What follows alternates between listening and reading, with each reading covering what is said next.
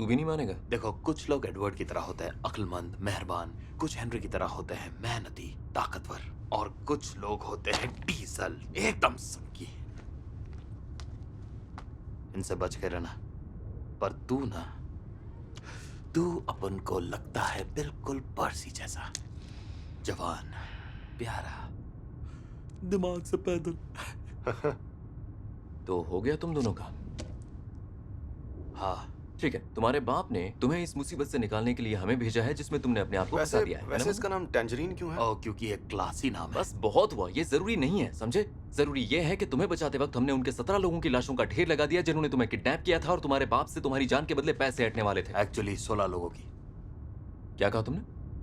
16 को टपकाया बिडू। नहीं, 17 को। नहीं, 16 थे। कहा ना 17, मुंह बंद रख। 16 थे। और बोला तो अपना सिर दीवार पर दे मारूंगा। मार के देख, शायद याददाश्त वापस आ जाए। तुम कौन सा नशा करके आए हो लेमन? मैंने 17 लाशें खुद गिनी थी। तुम चुप रहो वरना तेरे को अठारह अभी तुम्हारी फ्लैशबैक होगी। देखना है क्या? उन्होंने कितने लोगों को मार डाला? I'm forever blowing bubbles. एक, Pretty bubbles in the 2 और 3। They fly so high, nearly reach the sky. 5 लोगों के पत्ते बिछे गए। Dreams they fade and die. Fortune's always hiding. I've looked everywhere. वो सांड। हाँ, वो सांड। इनविटेशन का वेट कर रहे हैं Pretty bubbles in 10। 3 चमन झंडू तलवार के साथ। कितना चिल्लाते हैं। रंग के जमाने में तलवार कौन लाता है? पूरी गैंग थी, बताओ मैं क्या करता हूँ? तू भी ऊपर निकल। तलवार का मजा ही कुछ और है। बीपी लो हो रहा है, कुछ मीठा खाते हैं। पहले एक एक जलेबी हो जाए। ये भी ठीक है।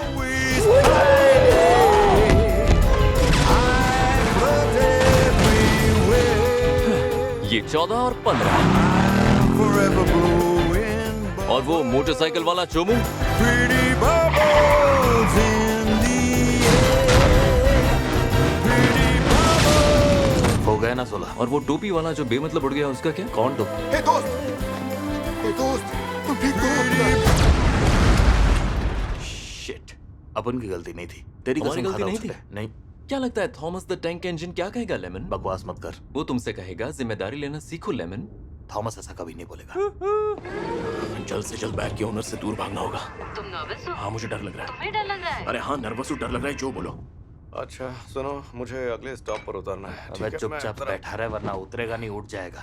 पता है तुम्हारे बाप को दुनिया क्या कहती है? हाँ, मुझे अच्छी तरह पता है। The white death. टैंजरीन जितना क्लासी नहीं है। नहीं, तुमने सही कहा। एक किस्सा है, तुमने पहले सुना हो तो बोल देना। एक बदकिस्मत औरत ऐसे हालात में फंसी थी जिसे तुम्हारे बाप को बहुत मोटी रकम चुकानी थी। अब यहाँ प्रॉब्लम ये हो गई कि उसे पैसे जुटाने में थोड़ा टाइम लग गया। वैसे 5 मिनट देर से ही सही, लेकिन उसने पैसे चुका दिए थे। फिर उसने क्या किया? उसका हाथ काट दिया। बाप है या जल्लाद? हाँ, उसने कहा कि हर 1 मिनट के लिए एक उंगली काटो। पर इसके दिलदार बाप ने उस औरत को 5 बार तकलीफ नहीं दी, कि झटके में काट दिया। कुछ ज्यादा ही आसान नहीं है। तो प्रॉब्लम क्या है? यही तो प्रॉब्लम है। ये तो अच्छी बात है। कुछ तो झोल है। सच में? हाँ हाँ। वो तुम्हारे दिमाग पे मत जाओ। बैरी होता तो क्या कहता? बैरी कहता है गलत काम का नतीजा भी हमेशा गलत ही होता है। वाह, वैसे वो तुमसे फीस कितनी लेता है? तो देखो, हमारा काम तुम्हें सुरक्षित रखना और फिरौते के पैसों से भरे ब्रीफकेस को वापस लाना है। और मैं ये काम पूरा करना चाहता हूँ ताकि मेरे दोनों हाथ। लेमन, वो ब्रीफकेस कहाँ पर है? अपन ने संभाल के रखा है। कहाँ रखा है लेमन? जहाँ भी है उसे वापस लेकर आओ। जानते हो, तुम दोनों मेरे बाप के लिए बोझ हो, किसी काम के नहीं हो। तुम जैसे लोगों को मारने के लिए उन्हें वजह नहीं चाहिए होती, जिंदा रखने के लिए चाहिए होती है। क्या तुम्हारे पास कोई वजह है? तुम मुझे कंफ्यूज कर रहे हो। हेलो, व्हाइट डेथ का बेटा तुम्हारे पास है? तुम्हारा मतलब ये बेवकूफ टैटू की दुकान? हाँ, मेरे सामने और बैठा वो है। ब्रीफकेस? हाँ, वो तो मैं सीने से लगाए बैठा हूँ।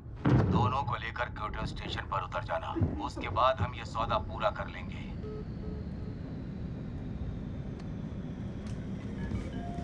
हम बहुत जल्दी शीनागावा पहुंचने वाले हैं। सबवे लाइन के लिए स्टेशन पर उतर जाएं। धन्यवाद। माँ कसम यही रखा था।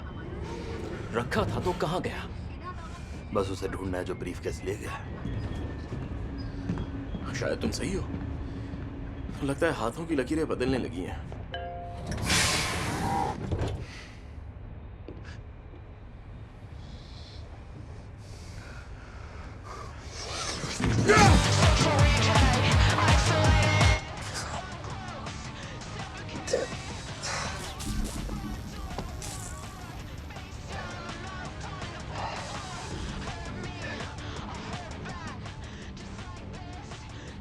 वो तुम हो।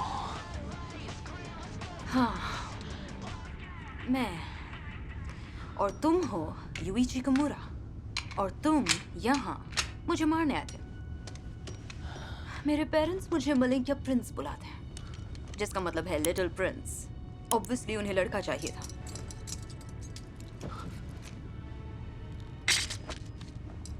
मुझे लगता है तुम्हें कहानी शुरू से सुननी होगी, वरना तुम बहुत बहुत पछताओगे।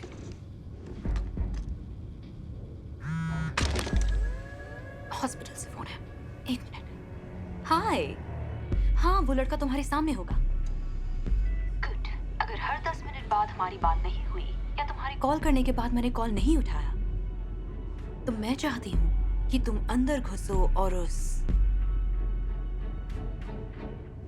माफ करना, बताओगे तुम्हारे बेटे का नाम क्या है? वतारू। Right, right. वतारू को मार दो। अच्छा हुआ ना कि हमने इंतजार किया। बेटा अपने पास है, अपना काम खत्म। हमारा काम बेटे के साथ उसके $1 करोड़ ले जाना था। हमारी हालत 3 लफ्जों में बयां कर सकता हूँ। पता है तुम्हें कौन से लफ्ज हैं वो? मुझे पता है, उसका बेटा बच गया।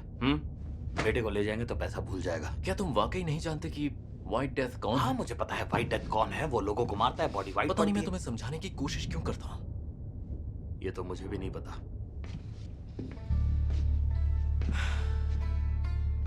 कई सालों पहले जापानीज अंडरवर्ल्ड पर मिनीगिशी की हुकूमत चलती थी।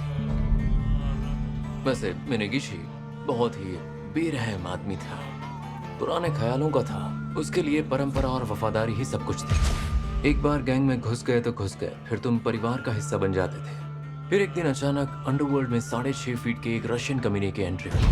सुनने में आया या तो उसे किसी रशियन माफिया ने निकाल दिया था या वो एक ex-KGB एजेंट था। सच क्या है कोई नहीं जानता, पर ये सब जानते थे कि रशियन गैंग में वो तेजी से ऊपर उठ रहा था, रुकावटें लांघते हुए, सबको रौंदते हुए। और बस कुछ ही दिनों में वो मिनीगिशी का सबसे खास आदमी बन गया था। मिनीगिशी के साथियों ने उससे कहा, होश में आओ बॉस, ये रशियन भरोसे के लायक नहीं है, इसे गैंग से निकाल दो। उन्होंने कहा यह खतरनाक है। वो उसे बीमारी मानते थे, अ व्हाइट डेथ। जल्दी उनका डर सच साबित हुआ। उसने नए साथी बनाए, अपनी गैंग बनाई।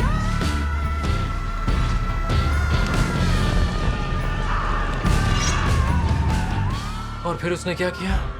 उसी की पीठ में खंजर घोंपा, मतलब उसे धोखा दिया। मैंने किसी का उसने भेजा उड़ा दिया।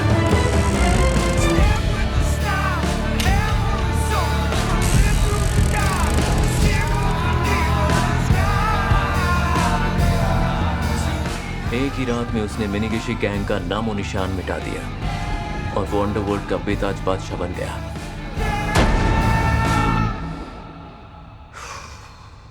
तो मेरी बात कान खोल के सुनो। सुना है वो बेरहम सन की लीडर है दुनिया की सबसे बड़ी क्रिमिनल ऑर्गेनाइजेशन का, जिसने हमारी जिंदगी में एक के बाद एक मुश्किलें पैदा करके रखी है। मतलब ये संघ की लीडर डीजल जैसा ही है। अगर तुमने एक और बार उस शो का जिक्र भी किया ना तो मैं तुम्हें गोली मार दूंगा। हाँ ठीक है, लेकिन अगर वो इतना ही खतरनाक है तो उसके लौंडे को बचाने के लिए अपन लोगों को क्यों बुलाया है? गौर से सुनते तो पता चलता ना, उसकी एक बीवी भी थी। ये तूने बोला था? हाँ, वो दुनिया में उससे सबसे ज्यादा प्यार करता था, लेकिन वो मर गई। लोग कहते हैं उसका एक्सीडेंट हो गया था। अब वो अपने अड्डे पर रहता है और वहां से वो कभी नहीं निकलता। मतलब अपनी बीवी के गम में अब वो देवदास बन गया है। और हाँ, उसने ये जिम्मेदारी किसी ऐरे घरों को नहीं सौंपी है लेमन। दरअसल उसे बेस्ट आदमी चाहिए थे। उसने उन्हें चुना जिन्होंने बोलिविया में धमाल मचाई थी। बोलिविया।